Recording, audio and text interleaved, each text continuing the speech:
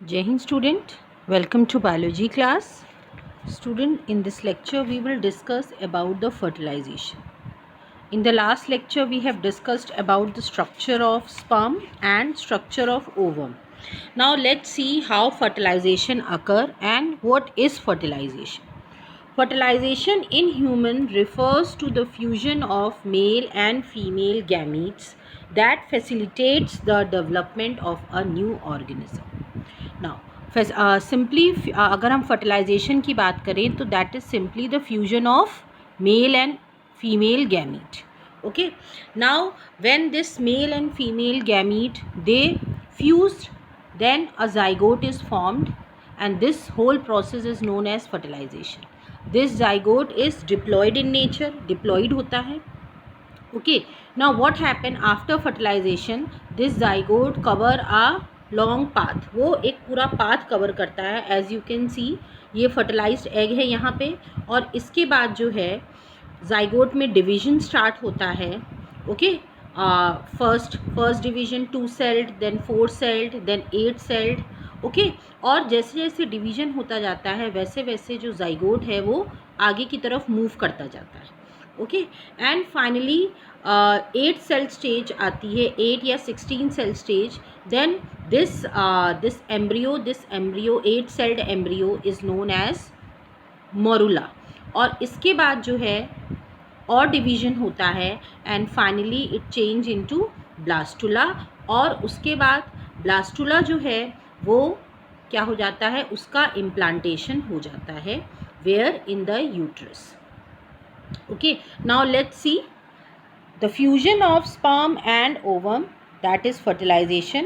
Fertilization is internal and it occurs in the ampulla region of the fallopian tube.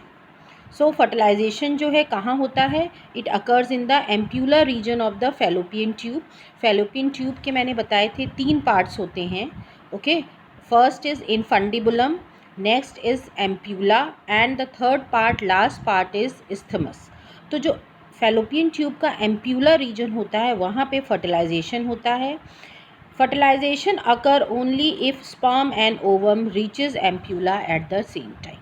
तो fertilization के लिए ये essential है कि दोनों ही गैमीट जो हैं एक साथ ही एम्प्यूलर रीजन में, because ovum is already present, so eight the same time sperm should also reach fallopian tube in order to fertilize the ovum. Now, during this process, semen comprising thousands of sperms are inseminated into the female vagina during coitus. The sperm move towards the uterus and reach the opening of the fallopian tube. Sperm जो है during coitus, तो sperm release होता है vagina में and this sperm move towards the uterus, uterus की तरफ move करता है and finally it reaches to the fallopian tube. Okay, और वहाँ पे जाके जो है फ्यूजन होता है. Now millions of sperms are released, पर कोई एक ही स्पर्म जो है वो ही succeed, that sperm succeed in reaching the inside the ovum. ठीक है, एक ही स्पर्म जो है वो अंदर एंटर कर पाता है. नाउ ओवम को आपको बताया था मैंने that ovum is known as secondary oocyte. Okay, और वो सेकेंडरी oocyte जो है वो फर्टिलाइज करता है स्पर्म के साथ within 24 hours after it is release from ovary. Ovary से रिलीज़ होने के बाद 24 आवर्स के अंदर ही फर्टिलाइजेशन होना चाहिए. अदरवाइज़ जो ओवम है वो फैलोपियन ट्यूब से मूव करता हुआ यूट्रस में आ जाएगा और फिर फर्टिलाइजेशन जो है वो नहीं होगा, क्योंकि फर्टिलाइजेशन जो है वो सिर्फ फैलोपियन ट्यूब में होता है. ओके, नाउ अब जो है स्पर्म्स, एक ही स्पर्म एंटर करता है ओवम में. क्यों? क्योंकि जब हमने स्ट्रक्चर पढ़ा था ओवम का तब आपने देखा जो आउटर लेयर होती है ओवम की, that is known as zona pellucida. ये जो है आउटर लेयर, जैसे ही स्पर्म इसके कांटेक्ट में आता है, बहुत सारे स्पर्म्स पहुंचते हैं पर कोई एक ऐसा स्पर्म होगा जो सबसे पहले रीच करेगा, पहुंचेगा ओवम पे और वो आएगा in contact with that layer.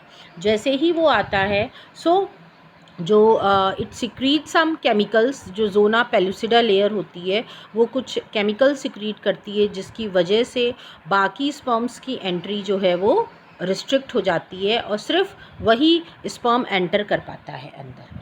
ना अब ये जो स्पर्म होता है उसका हेड पोर्शन जो है कैप लाइक स्ट्रक्चर प्रेजेंट होता है, एक्रोसोम जिसको बोलते हैं, if you remember. So acrosome जो है बहुत सारे इंजाइम्स प्रोड्यूस करता है, जिसकी वजह से जो हेल्प करता है जोना पेलिसिडा लेयर को डिज़ोल्व करने में, और स्पर्म जो है उसके अंदर एंटर कर जाता है। ओके, नाउ स्पर्म हेड जो है उसका हेड एंटर करता है। ओके, और हेड से फिर न्यूक्लियस जो होता है वो रिलीज़ हो जाता है और फर्टिलाइजेशन कंप्लीट हो जाता है। Now you can see in this way there are many sperms which come in contact with the ovum, but only one of them is allowed to enter inside. Okay, now after fertilization जो है fertilisation हो जाता है, और साथ ही साथ मैंने आपको बताया था जो आपका ओवम होता है उसमें जो है मियोसिस भी स्टार्ट हो चुकी होती है।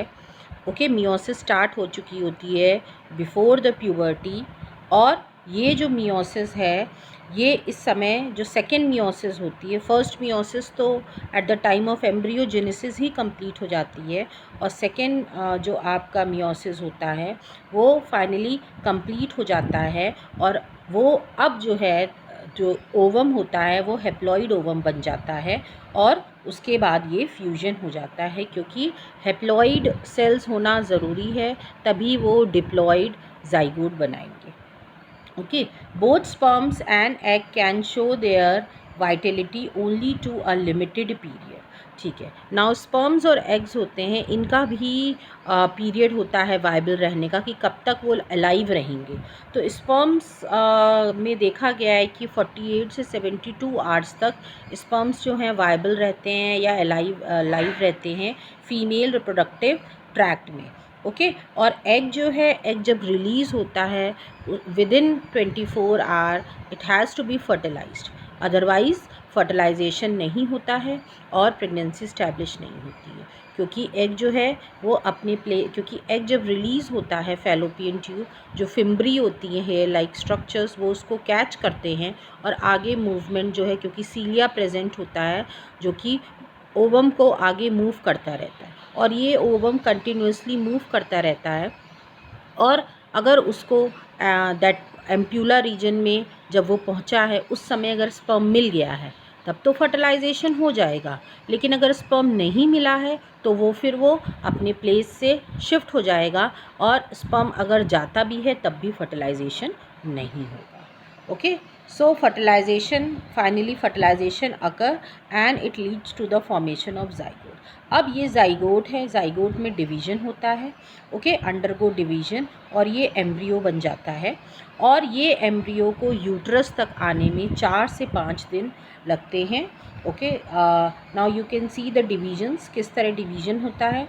ये ओव्यूल्यूशन हुआ, उसके बाद फर्टिलाइजेशन हुआ, फर्टिलाइजेशन के बाद जाइगोट बना, और जाइगोट में फिर डिवीज़न, रिपीटेड डिवीज़न स्टार्ट होता है, and that is mitotic divisions होते हैं, 2 सेल्ड, 4 सेल्ड, 8 सेल्ड, 16 सेल्ड। जो 8 सेल्ड स्टेज होती है उसको हम एम्ब्रियो की, उसको हम मोरुला बोलते हैं। उसके बाद जो है मोरुला के बाद क्या बनता है, आपका ब्लास्टुला बनता है। उसके बाद ब्लास्टोसिस्ट, ब्लास्टुला जो होता है वो ब्लास्टोसिस्ट में चेंज हो जाता है, और ब्लास्टोसिस्ट फाइनली जो है उसका इम्प्लांटेशन हो जाता है यूट्रस में, that results in the pregnancy. So this is all about the fertilization. Hope you all have understood. Now in next lecture we will discuss about implantation. Thank you students.